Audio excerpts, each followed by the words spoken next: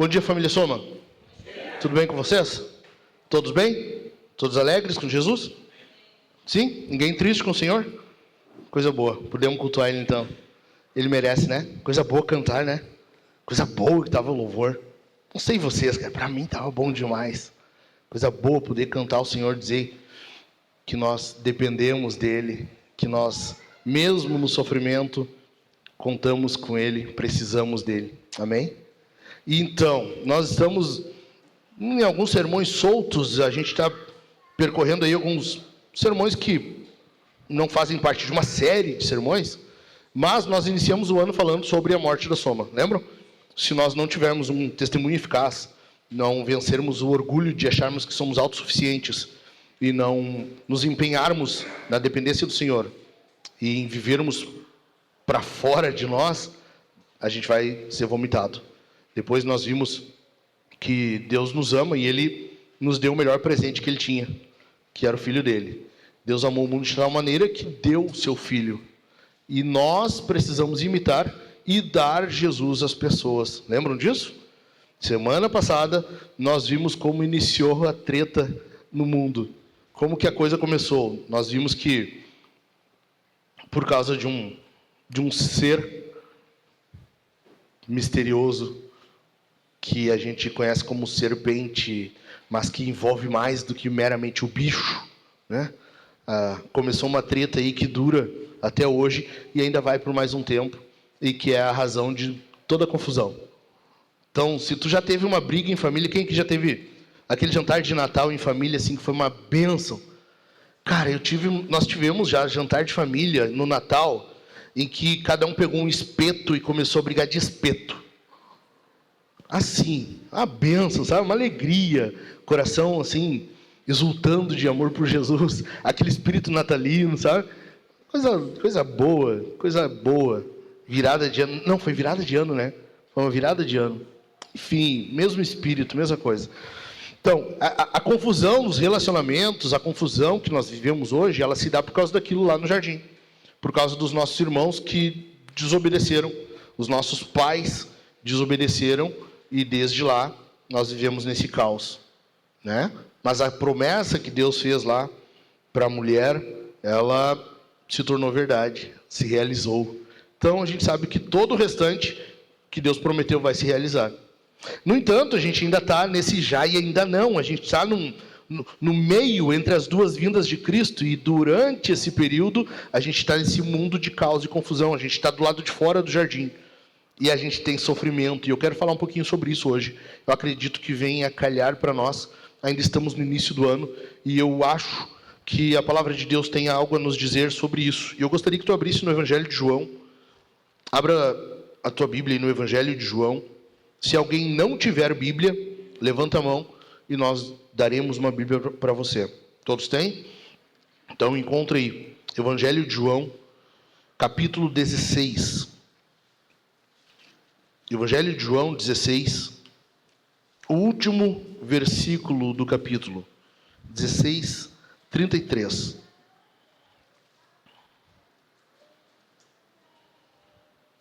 Ok? Acharam? Amém? João 16, 33 diz assim a palavra do Senhor. Falei essas coisas para que em mim vocês tenham paz. No mundo vocês passam por aflições, mas tenham coragem. Eu venci o mundo. De novo. Falei essas coisas para que em mim vocês tenham paz. No mundo vocês passam por aflições, mas tenham coragem. Eu venci o mundo. Bendita a palavra do Senhor.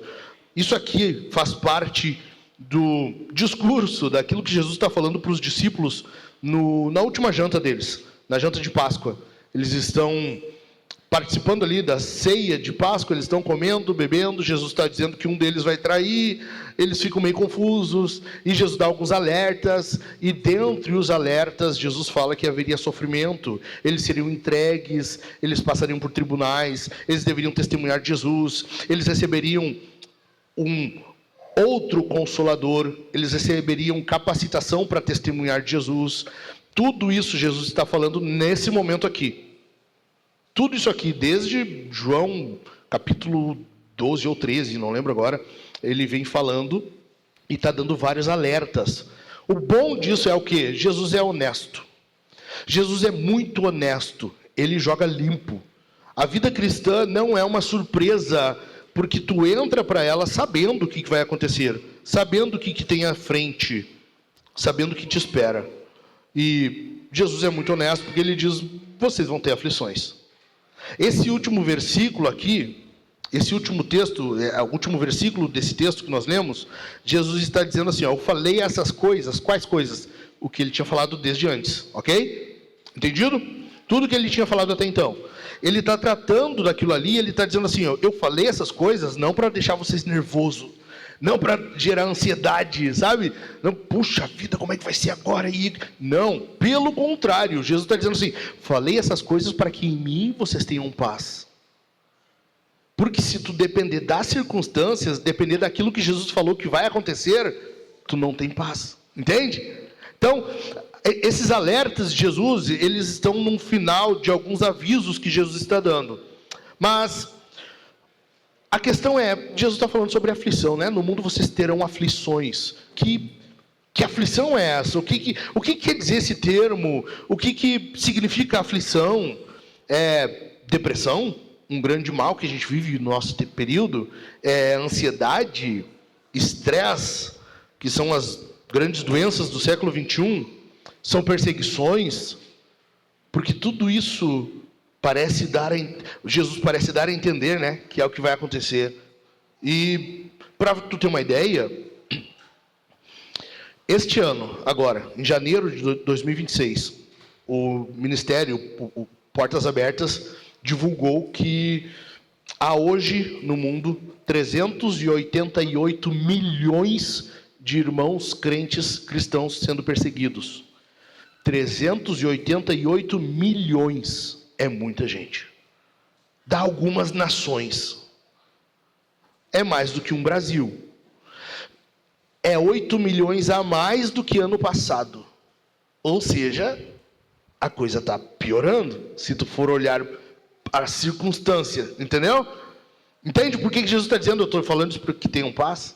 Então, essa aflição que Jesus está dizendo, essas aflições que nós teremos no mundo, é tudo isso. É tudo isso. E até mais. E até mais. Agora, Jesus está dando aqui uma receita. Ele está dizendo, 3 passos para tu alcançar, sabe? É mais ou menos isso que Jesus está fazendo. Então, eu quero que a gente veja como que a gente suporta as aflições. Como que a gente vence as aflições. Em primeiro lugar, eu quero que tu entenda que para nós vencermos a aflição, e aqui a aflição eu quero que tu entenda que é qualquer tipo de sofrimento, ok? Certo, gente? Estão comigo? Amém?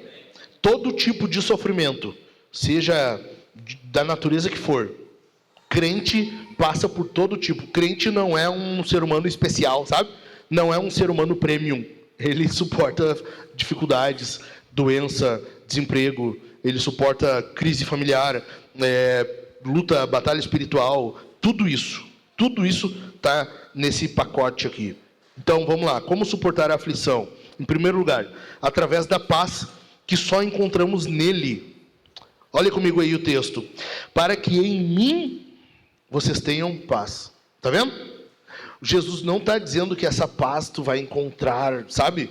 Se tu tiver uma carreira excepcional, se tu for um cara muito bondoso com as pessoas, se tu for um ser humano de qualidade, se tu for uma pessoa que não faz mal para ninguém, não. Jesus está dizendo que a paz só é encontrada num lugar. E esse lugar é uma pessoa. Então, relacionado a isso, a gente precisa entender que a paz do mundo é incompleta. A paz do mundo não é paz. Ok? Cara, eu admiro bastante um cara bem-sucedido, um empresário de sucesso, agora tem sido um presidente meio controverso para alguns, mas eu admiro. Donald Trump é um cara que tem feito muita coisa. E ele se vangloria de ter acabado com 8 guerras. Vocês já viram isso? Já viram ele falando sobre isso? Então, de acordo com ele está promovendo a paz. Só que essa paz que o mundo acredita é uma paz incompleta. Não é paz. Sabe por quê? Porque no mundo a definição de paz é basicamente a ausência de lutas, violências ou perturbações sociais. Basicamente é um mundo sem petista, sabe? Tô brincando. Se tiver algum petista entre nós, nós te amamos. Fica à vontade, tá? Continuando. Tranquilidade pública, concórdia, harmonia. Basicamente, isso aqui é o que o mundo entende por paz. Basicamente isso. Ou seja, tu vê que a paz é algo que tem sido muito falada já há muito tempo. E é uma coisa que o mundo busca há muito tempo. Por quê? Porque não tem. Quando tu está em busca de algo, é porque aquilo ali faz falta. O mundo hoje sente falta de paz. Só que o mundo entende por paz uma ausência de conflitos. Sabe? Basicamente, imagina um casal sentado na sala, os dois estão no mesmo ambiente, a TV ligada e cada um no seu telefone. Cada um mexendo no celular. Não tem diálogo, não tem conversa, não tem intimidade, não tem comunhão, mas estão no mesmo ambiente. Só que não tem conflito, então tem paz. Tu entende? Não faz sentido. Não é isso. Só que a gente vê isso no mundo, a gente vê isso em faixas, em outdoors, as pessoas fazem caminhadas, passeatas, manifestações em prol da paz, e a gente sabe que não é assim. Por quê? Porque o mundo não tem paz. Se não tem, tu não consegue oferecer. Se tu não tem algo, tu não pode oferecer isso para alguém. Entende? O mundo não pode dar paz, por quê? Porque ele não tem paz. O mundo é um lugar sem paz. A segunda questão relacionada a isso aqui é que a paz em Cristo, ela é plena. A paz em Jesus.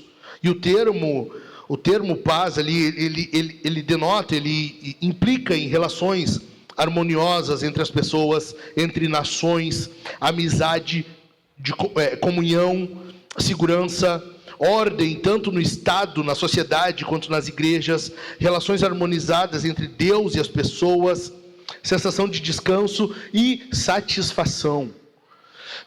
E vai além, eu não estou falando tudo, porque o termo mesmo, sabe, o shalom, e tem até uma música para isso agora, né? As coisas todas no seu devido lugar, é basicamente isso. É tudo cumprindo exatamente a sua função, nada fora do lugar, tudo realizando o seu propósito. Isso é paz. Só que em Jesus, tu tem isso suportando a aflição.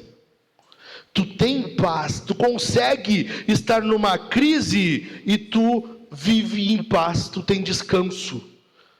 Teu espírito está descansado.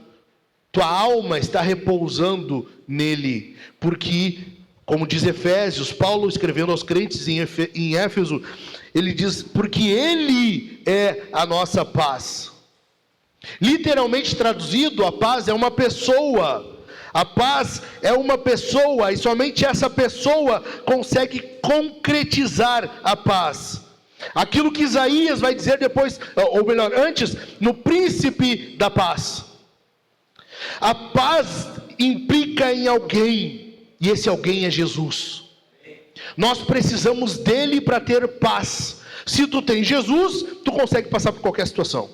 Não é à toa que Paulo fala aos Filipenses, capítulo 4, versículo 13, tudo posso naquele que me fortalece.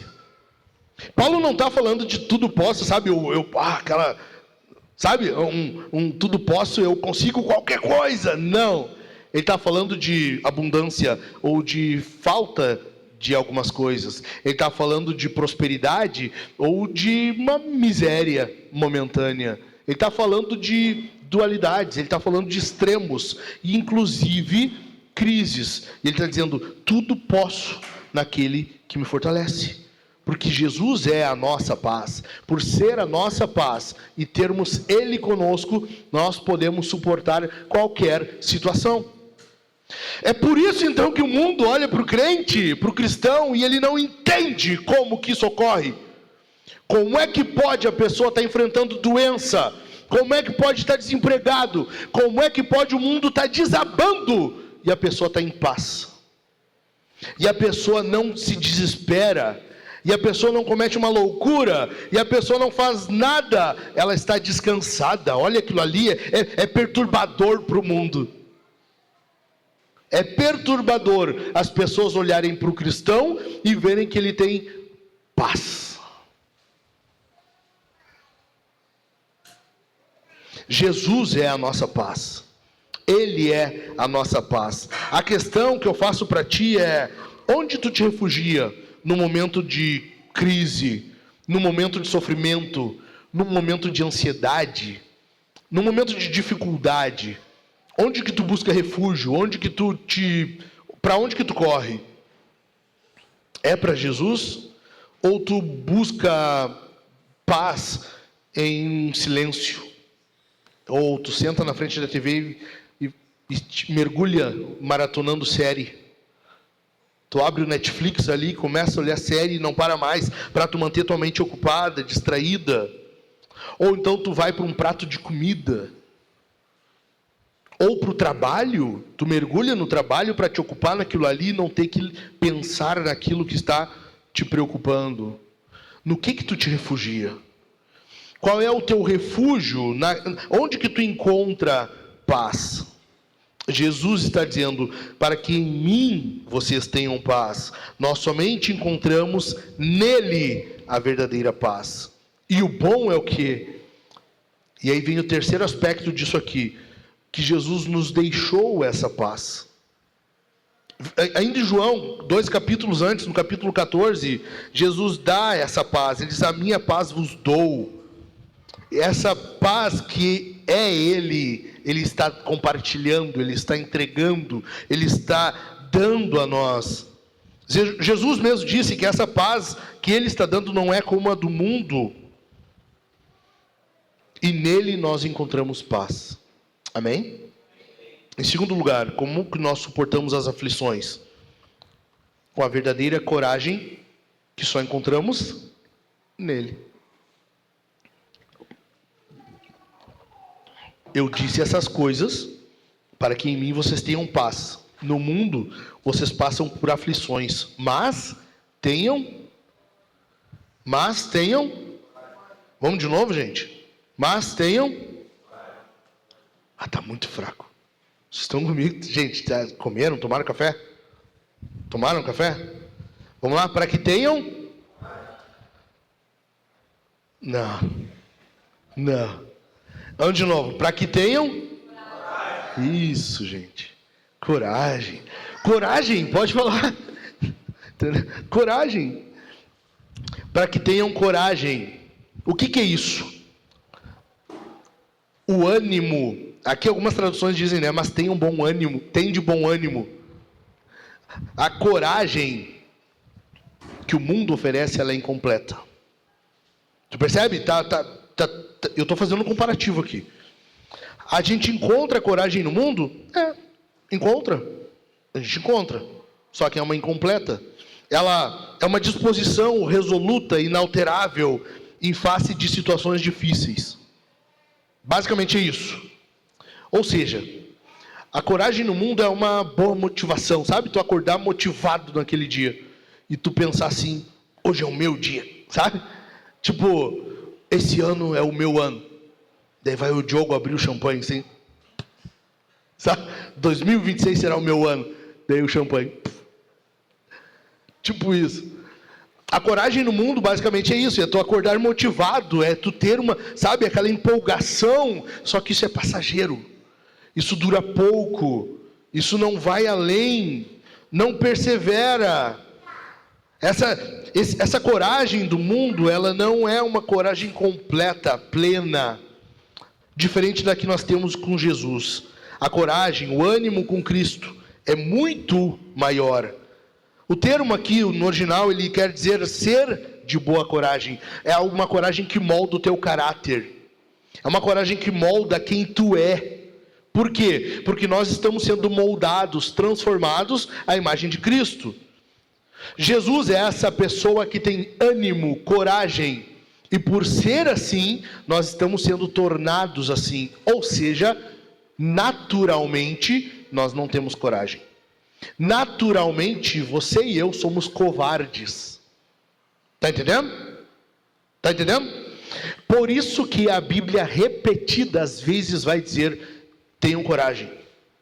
Para Josué, capítulo 1, para Josué, Deus repete 3 vezes: tenha coragem. Tenha coragem.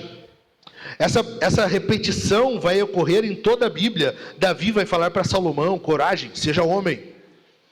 Jesus comunica coragem para o seu povo, porque nós não temos, naturalmente, por causa do pecado, nós somos covardes. Nós temos a tendência de correr e nos esconder atrás de uma árvore, atrás de uma macega. Por causa do pecado, nós temos a tendência de nos escondermos, de nos omitirmos. Nós temos a tendência de ver o problema entrando na nossa casa e não fazer nada. Nós temos a tendência de ver o pecado nos rondando e não fazer nada. Deus fala para Caim: veja, o pecado está à porta, cabe te dominá-lo. Ele não fez isso. Assim é com a gente. Nós temos essa mesma tendência por causa do pecado. Compete a nós buscarmos em Cristo, porque essa verdadeira coragem nós somente encontramos nele. E detalhe, isso aqui, essa passagem, esse termo, tenham coragem, é um imperativo.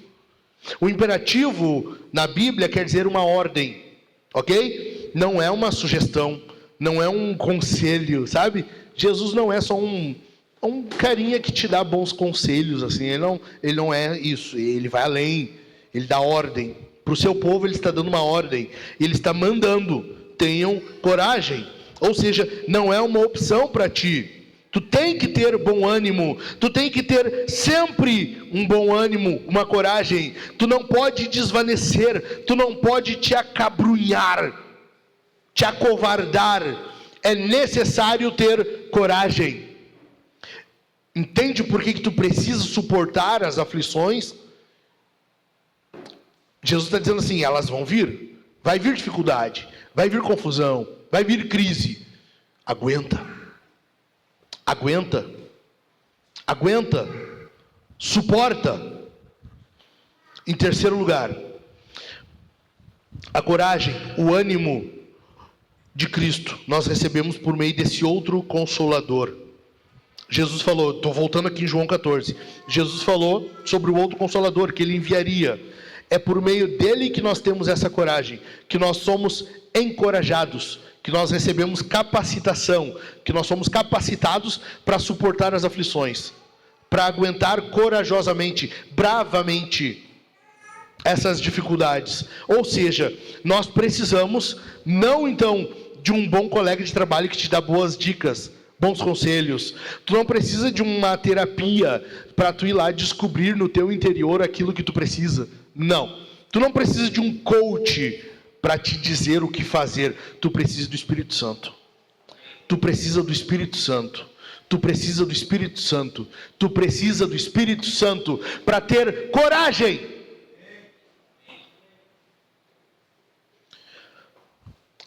A gente está vivendo hoje, cara, e olha só, o Novo Testamento nos avisa sobre isso, né? A gente viveria num período em que as pessoas teriam coceira, comichões nos ouvidos, buscando aquilo que ouvir. O que acontece hoje? Tem a teologia coach. Tem teologia coach, e é muito bom tu sentar e ouvir um cara dizer: você é o centro do coração de Deus. Ah, quem é que não quer ouvir isso? Quem é que não quer ouvir uma coisinha dessa? Quem é que não quer ouvir dizer que tu é o ponto fraco de Deus?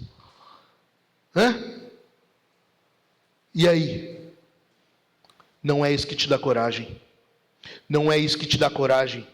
Quando vem a dificuldade, quando vem a aflição, isso não vai te fazer resistir. Quando vem a tentação, não é isso que te manterá de pé. Quando vem a crise, não é isso que te mantém perseverante na presença do Senhor. É o Espírito Santo. É o Espírito de Deus te fortalecendo, te comunicando coragem. É esse outro Consolador. É aquele que dá a vida e é aquele que mantém a vida. É ele que dá ânimo, é ele que dá coragem. É esse outro Consolador que o mundo não vê, o mundo não conhece e portanto o mundo não recebe. É nele que nós temos coragem. É nele que nós temos ânimo, coragem para suportar qualquer aflição. No mundo vocês terão aflições, mas tenham coragem. No mundo vocês terão aflições, mas tenham coragem. Tenha coragem, meu irmão. A dificuldade virá, a crise virá. Ninguém está imune ao sofrimento. Talvez a tua vida não está tão sofrida assim. Talvez eu estou falando aqui, tu está imaginando, mas sabe? Não tá, às vezes dá uma dorzinha de cabeça assim, sabe? Daí passa. Não, mas tu não está imune. Tu não está imune. A verdadeira vida cristã é uma vida madura, preparada, encorajada, que está apta a suportar qualquer situação, porque ela não depende de circunstância para se manter fiel. Amém? Em terceiro lugar, estou indo para o final. Em terceiro lugar, como que nós suportamos as aflições? Através da vitória de Cristo. Final do versículo. Mas tenham coragem, eu venci o mundo. Eu venci o mundo. Jesus está dizendo aqui o quê? Que ele conquistou, ele realizou, ele fez. Jesus está dizendo assim, não é tu. Calma lá, se depender de ti, tu não tá muito bem encaminhado, a coisa não está muito boa. Cara, se depender de ti, sabe, tipo aquela figurinha que eu mando no grupo, vai dar tudo certo. Deu errado. Sabe? Se depender de nós, cara, não vai dar certo. Jesus está garantindo para nós o quê? A vitória dele. Ele está dizendo, eu venci o mundo.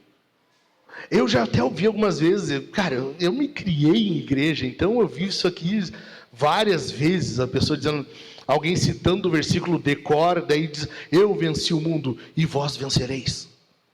A pessoa complementa o versículo, né? Tipo, Jesus esqueceu uma partezinha ali, deixa Jesus, deixa comigo, eu resolvo, sabe? Jesus está sendo bem claro aqui, a vitória é dele. A vitória é dele. A vitória é dele. E ele está mostrando que a vitória dele é em todas as áreas, em todos os aspectos. Jesus venceu o mundo e a humanidade. De que forma? Ele cumpriu toda a lei. Jesus realizou tudo que era para Adão ter feito. Tudo que a lei exigia, Jesus fez. Além disso, ele não quebrou nenhuma lei, ele não foi além da lei. Ele se manteve nas margens da lei, ele cumpriu todas as leis. Ao contrário, aqueles que eram contra ele burlaram leis. A gente vai ter um sermão sobre isso mais à frente. Se Deus quiser, no culto da paixão eu vou falar sobre isso. Eu vou falar mais sobre isso aqui. Mas Jesus, para ser condenado, precisou ter leis burladas, quebradas. E teve várias leis que foram fragilmente quebradas ali para que pudessem condená-lo. Ou seja, Jesus venceu o mundo e a humanidade. Jesus passou pelo julgamento mais injusto que teve. Além do mais, os dois maiores tribunais da época, judaico e romano, não puderam apontar nele uma falha. Não puderam. Eles tiveram que contar com falsas testemunhas. Mas não só isso. Jesus venceu o mundo espiritual. Jesus venceu o mundo espiritual. Por quê? Porque desde o início do ministério dele, ele foi para o deserto para ser tentado. Lembra? Ele foi conduzido pelo Espírito ao deserto para ser tentado. Jesus no deserto, ele está passando por aquilo que Adão passou no jardim. E no jardim Adão foi derrotado. Jesus vence no deserto. Jesus está cumprindo ali o papel de Adão. Por isso que ele é o segundo Adão. Mas não só isso, Jesus está cumprindo o papel de Israel. Porque o Israel coletivo no deserto não suportou a tentação. Jesus no deserto suporta e ele conquista então a vitória para o verdadeiro Israel, para o seu povo. Jesus está passando o que Adão não passou e o que Israel não passou. Ele precisa suportar isso e ele vence a batalha espiritual ali. Depois disso, continuamente ele vence, até que em Colossenses, Paulo vai dizer para nós que tendo morrido na cruz, ele pregou, ele crucificado, pregou, fixou na cruz aquele escrito de dívida que pesava contra nós. E a dívida foi paga, mas não só isso, agora ele escarnece, ele zomba dos espíritos caídos, ele está colocando eles ao ridículo. Ele venceu o mundo espiritual. Nós vimos aqui na série do Credo, Jesus desce ao inferno, não o inferno do lago de fogo, ok? Hades, mundo dos mortos, habitação dos mortos. Jesus vence e declara sua vitória. Jesus venceu o mundo espiritual. Jesus vence o mundo, a humanidade. Jesus vence o mundo espiritual. E não só isso, Jesus vence o diabo e a morte. Jesus vence a morte. Jesus destrói o diabo, que tem poder sobre a morte, de acordo com Hebreus capítulo 2. Hebreus capítulo 2 fala para que destruísse aquele que tem o poder da morte, a saber, o diabo. Ou seja, Jesus venceu o diabo. Aquele grande inimigo, o inimigo das nossas almas, o inimigo que quer ver a tua e a minha derrota, foi derrotado. Aquele que quer nos derrotar, foi derrotado. Entende por que nós podemos suportar a aflição? Sim ou não? Sim ou não? É por isso que nós podemos suportar a aflição, porque apesar de toda circunstância ruim que nós possamos passar, porque apesar de tudo aquilo que nós podemos vir a enfrentar, nós podemos descansar, porque quem realmente venceu está ao nosso lado, quem realmente venceu está conosco, quem realmente venceu está em nós. Bendito é o nome dele, bendito é o nome dele, bendito é o nome dele. É por isso que nós precisamos dele. Tu quer vencer, deixa eu dar uma de coach agora, tu quer vencer as tuas dificuldades, tu quer vencer as tuas fraquezas, quer vencer as tuas tentações, tu quer vencer as circunstâncias da vida, tu quer vencer, sim ou não? Tu precisa de Jesus.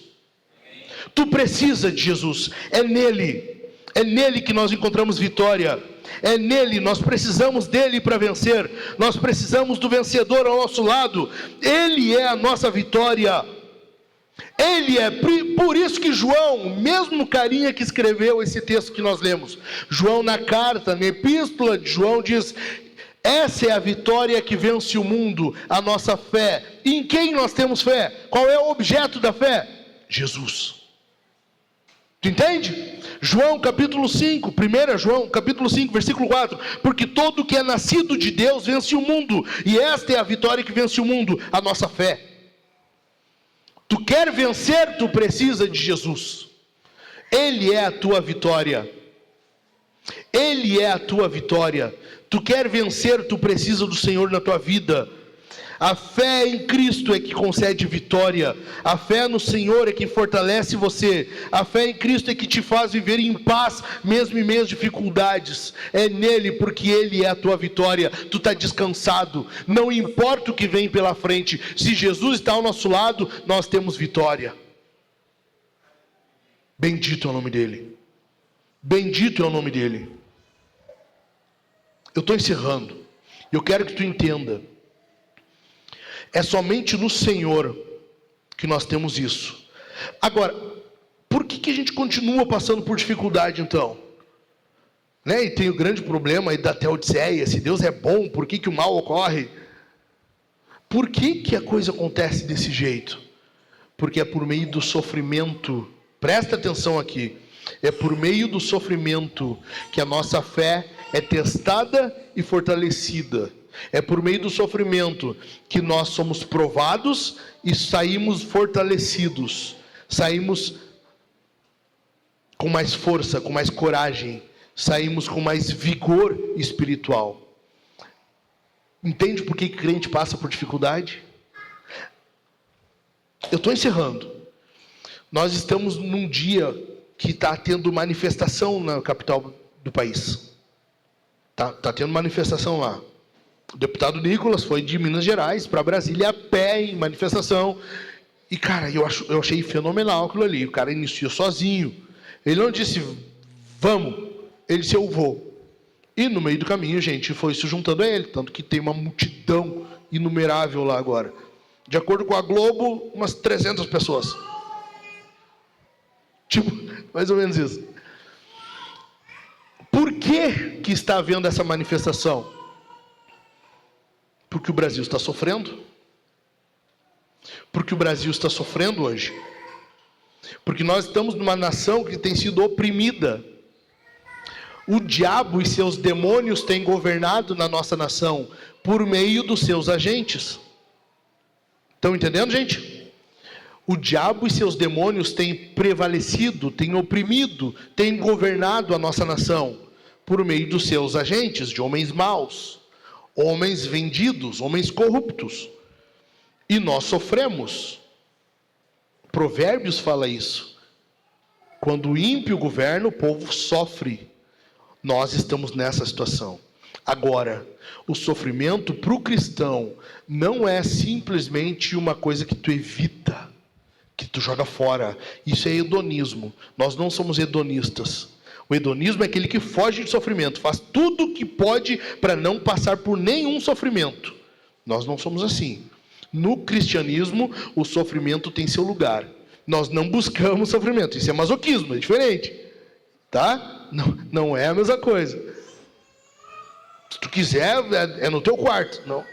Não é na vida. Buscar sofrimento com a própria mão é masoquismo. Não é isso. Mas quando o sofrimento vem, nós vamos passar por ele. Quando o sofrimento vem, quando a crise vem, nós suportamos ele. Por quê? Porque é por meio dele que nós somos fortalecidos. É por meio das aflições que a nossa fé é aumentada e nós somos fortalecidos. Amém? Amém, gente? Fique de pé. Eu quero que tu entenda isso hoje. Eu quero que tu saia daqui celebrando. Eu quero que tu saia daqui encorajado, encorajada, sabendo que no Senhor nós temos vitória. Em Jesus nós somos de fato mais do que vencedores. Nós somos mais do que vencedores por meio daquele que nos amou. Em Jesus nós temos vitória, porque Ele é a nossa vitória. Em Jesus nós temos paz, porque Ele é a nossa paz. Em Jesus nós temos coragem, temos ânimo, porque Ele nos concede, Ele nos comunica coragem. E tu não pode dar um glória a Deus por isso?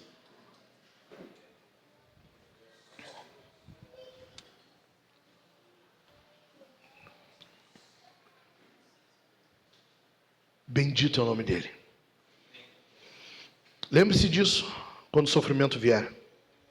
Lembre-se disso quando a luta vier. Lembre-se disso quando o boleto vier e o Pix está zerado. Lembre-se disso quando o teu chefe, o patrão, alguém vier e disser: nós não precisamos mais dos seus serviços. Lembre-se disso quando o médico vier e disser: eu tenho uma triste notícia para te dar. Lembre-se disso quando tu estiver na frente de um caixão de um ente querido. Lembre-se disso quando tu estiver no meio de uma família que briga, que tem confusão. Lembre-se disso quando tu estiver no teu dia a dia com alguma dor, uma dor nas costas, dor na coluna, dor no joelho, dor aqui, dor ali. Lembre-se disso quando tu estiver orando e parecer que o céu está de bronze fechado e a tua oração não vai. Lembre-se disso quando tu estiver em casa tentando viver em paz, mas tem alguma perturbação, alguma coisa oprimindo, tu perceber que há alguma coisa maligna, alguma investida diabólica. Lembre-se disso quando vier uma tentação. Lembre-se disso, não importa a situação, tenham coragem, eu venci o mundo. Jesus está garantindo para nós hoje aqui, de novo, Ele venceu o mundo, Ele é vencedor. Não há nada que tenha derrotado o nosso Senhor. Não há nada que tenha colocado o nosso Senhor abaixo. Não tem nada que tenha colocado o nosso Senhor por terra. Ele é vencedor. Ele é triunfante. Ele é conquistador. Ele é a origem da paz. Ele é a origem da coragem. Ele é a origem da nossa vitória. Porque Ele é a nossa vitória. Bendito é o nome dEle. Amém, gente? Vamos orar? Vamos responder o sermão? E vamos cantar com alegria? Canta depois. Canta certinho depois. Canta, sabe? Ainda que para te servir eu tenha que chorar. Canta. Canta. Agora, canta sabendo que mesmo cantando, tu está fazendo uma promessa. Te servirei, porque comigo estarás. Amém? Amém? Lembre-se, quando tu for cantar, Cristo Jesus é um bom amigo. Nas lutas de cada dia, Ele nunca te deixa só. Entendeu? Glória a Deus. Nós vamos responder o sermão, nós vamos cear. Aqui na igreja nós ceamos todo domingo. E é uma bênção fazer isso. Participar do Senhor todo domingo, domingo após domingo. Porque essa é a forma como nós somos alimentados, como nós participamos do Senhor. Ele está dizendo que é dessa forma que nós temos demonstrado que fazemos parte dele. Ele se doa a nós. Jesus se doou ao seu povo e ele continua se doando de que forma? Por meio do sacramento, a ceia. Participe da ceia, celebrando essa vitória que tu tem no Senhor. A principal delas, a vitória sobre o pecado, sobre a morte, sobre o diabo, sobre o inferno. Amém? Participe da ceia em memória de mim, Jesus falou. Lembre-se de Cristo, lembre-se dele, lembre-se da vitória dele. E também nós vamos cantar. Nós cantamos antes e eu quero que tu cante com maior ânimo agora. Eu quero que tu cante com alegria. Eu quero que tu cante com exultação no teu coração. Tu precisa estar vibrando no teu coração, mesmo que por fora tu não tá, sabe? Disfarçando bem, mas por dentro teu coração tá assim, ó, pegando fogo. Porque em Jesus nós temos vitória. Cante, cante a Ele, celebra o nome dEle, reconheça isso nele. Em terceiro lugar, nós vamos ofertar. Nós precisamos de oferta, de dízimos, generosamente. Porque nós temos contas a pagar, nós temos contas a pôr em ordem, nós temos alguns parcelamentos que foram feitos, e para isso nós temos que ter tudo em dia. E não no vermelho como estava sendo aí alguns meses já. Tá bom, meus irmãos? Sejam generosos nos dízimos e ofertas. Vamos orar? Inclina a tua cabeça e depois cante com alegria. Senhor, nós queremos te bendizer. Nós queremos exaltar o teu nome. Nós queremos reconhecer a tua grandeza. Nós queremos reconhecer, Senhor, que somente em ti nós temos paz, nós temos coragem e nós temos vitória. Somente no Senhor nós temos isso. Não há nenhum lugar, Senhor, que nós encontremos isso. Não há lugar no mundo, porque o mundo não pode oferecer isso. Obrigado, Deus, por ter nos concedido o teu Filho, e com o teu Filho a vitória que vence o mundo. Por meio da fé, aquela fé que nós temos no Senhor, nós temos vitória. Essa é a vitória que vence o mundo. E nós confiamos que somos mais do que vencedores por meio daquele que nos amou. Bendito seja o teu nome, Pai. Em nome de Jesus nós te damos graças. Aplaude o nome do Senhor.